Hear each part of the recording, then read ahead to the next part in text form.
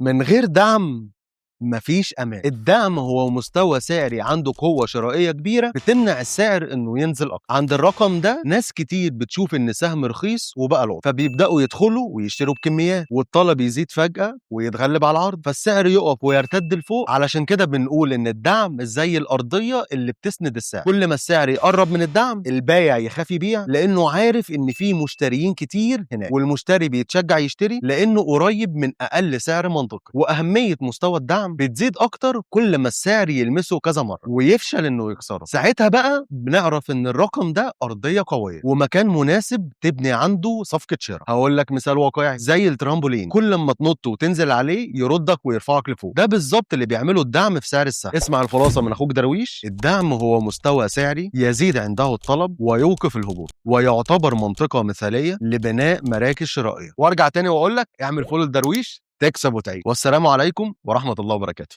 سلام.